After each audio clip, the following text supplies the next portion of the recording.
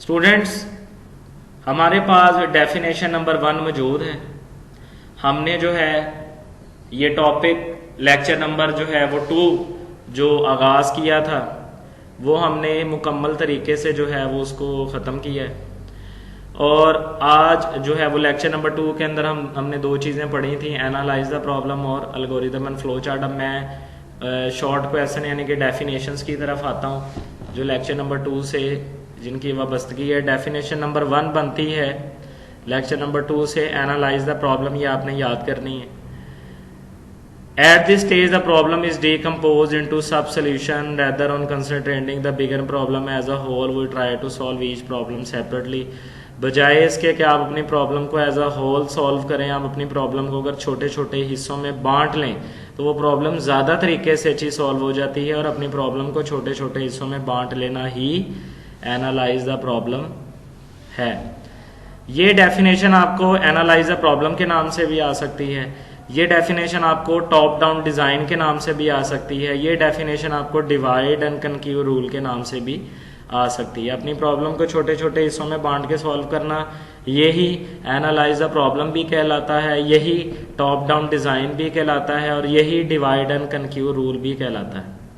So definition number 1 आपने याद करनी। डेफिनेशन नंबर 2 की तरफ आते हैं जो कि एल्गोरिदम की डेफिनेशन है।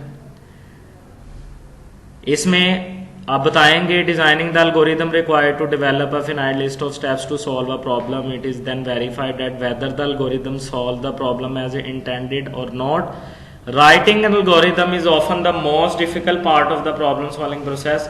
Most computer algorithm perform at least following 3 steps: get data, perform computation and display results. ये अल्गोरिदम जो है वो इसकी डेफिनेशन है, इसके अंदर बता रहा है कि अगर आप अपनी प्रॉब्लम के सोल्यूशन को स्टेप्स की फॉर्म में लिख लेते हैं तो वो अल्गोरिदम कहलाता है। और अल्गोरिदम हमेशा इन 3 मरहलों से गुजर के आपने बनाना है। इनपुट लेना है, gate data, perform computation, processing करवानी है, चेक करना है, और डिस्प्ले रिजल्ट यानी कि उसका आउटपुट लेना है। लेक्चर के अंदर मैं आपको डिटेल से इस अल्गोरिदम को समझा चुका हूँ। ये डेफिनेशन नंबर 2 मैं इसकी क्लियर कर रहा हूँ आपको। डेफिनेशन नंबर 3 फ्लो चार्ट की डेफिनेशन, ये भी आपको बोर्ड में जो है वो आ जाती है और ये वो डेफिनेशंस हमेशा आपको लेक्चर के अंदर बताई जाती हैं जो कि बोर्ड के पेपर का हिस्सा होती है। फ्लो चार्ट की डेफिनेशन है, after designing the algorithm the next step is to draw a flow chart. Algorithm को बनाने के बाद अगला जो मरहला होता है वो फ्लो चार्ट बनाने का होता है। And flow chart in fact maps the algorithm. और फ्लो चार्ट एल्गोरिदम का एक किस्म का नक्शा होता है। एल्गोरिदम को शेप्स के अंदर फिल करके हम उसकी एक डायग्राम बना लेते हैं जिसको हम फ्लो चार्ट कहते हैं।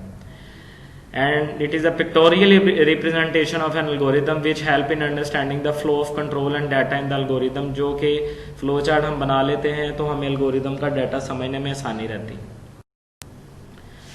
एमसीक्यूज की तरफ आए तो स्टूडेंट्स, एमसीक्यूज हमेशा जो हैं वो रीडिंग में से बनते हैं और मैं आपको हमेशा कहता हूं कि जो आपका लेसन है, जो आपका चैप्टर है, उसको अच्छे तरीके से समझ के 2 दफ़ा रीडिंग कर लें तो आपके ऑल एमसीक्यूज क्लियर हो जाते हैं। लेकिन कुछ इंपॉर्टेंट एमसीक्यूज होते हैं वो मैंने ज़रूर यहाँ पे मेंशन करता हूँ। एमसीक्यूज जैसे कहीं से भी आ सकता है, लाजमी नहीं है कि ये आपको 3-4 जो लेक्चर के अंदर एमसीक्यूज बताए गए हैं वही आएंगे। एमसीक्यूज रीडिंग में से आते हैं और ट्रिकी होते हैं। एमसीक्यूज कहीं से भी आ सकते हैं। एमसीक्यूज कुछ इस तरह से बनते हैं जैसे कि एक एमसीक्यूज है, once the algorithm has been design it should be verified through dash. एक दफा एल्गोरिदम बन जाए तो उसको किसके थ्रू चेक किया जाता है? आंसर है जी डैश चेकिंग के थ्रू। मैंने जैसे कि लेक्चर में आपको बताया कि डैश चेकिंग एक प्रोसेस है जिसमें एल्गोरिदम को चेक किया जाता है। तो आपको एमसीक्यूज की मुख्तलिफ ऑप्शन दे दी जाएंगी, कोई भी 3 ऑप्शन आपको गलत दे दी जाएंगी, कुछ भी उठाकर दे दिया जाएगा, लेकिन उसमें आंसर एक ही ठीक होगा, जैसे कि ये डैश चेकिंग। तो इस तरह का ट्रिकी एमसीक्यूज है। देखें ये रीडिंग में से ही आया।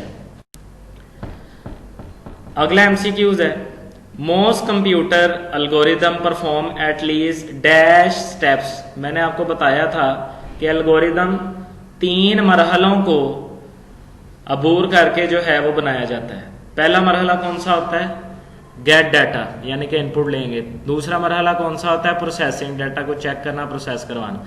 तीसरा मरहला कौन सा होता है? आउटपुट, यानी कि एल्गोरिदम को कितने स्टेप से गुजर के बनाया जाता है? 3 स्टेप से। तो आपको इसका करेक्ट आंसर है 3, इसके साथ कोई भी रॉन्ग आंसर दे दिए जाएंगे 4, 5, 6।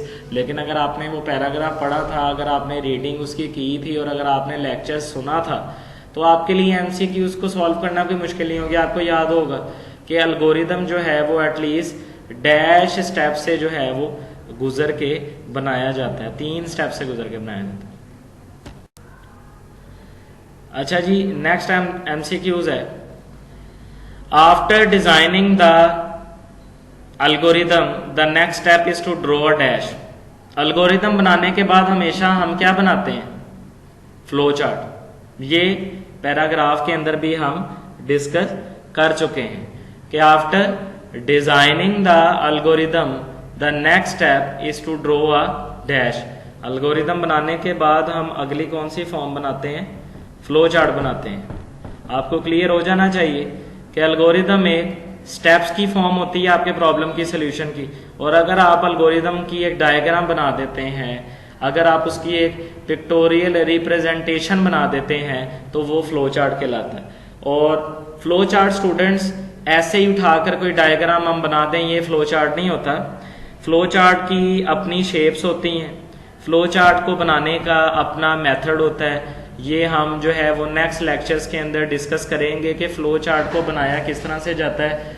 फ्लो चार्ट को जो है वो बनाने के लिए आपको क्या करना पड़ता है? शेप्स ड्रॉ करनी पड़ती हैं, और शेप जब आप ड्रॉ कर लेते हैं तो फिर आपको क्या होगा? फ्लो चार्ट बनाने में आसानी रहेगी।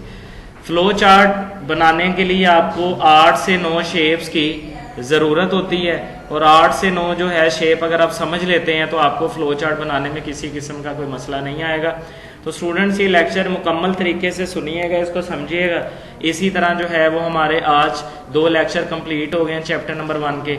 अगली वीडियो में जो है वो मैं इंशाल्लाह जो है वो हमारा लेक्चर नंबर 3 में डिस्कस करूँगा, वो भी चैप्टर 1 पे ही होगा। पूरी वीडियो डिटेल के साथ सुनिएगा, और अगली क्लास तक के लिए अल्लाह हाफिज़।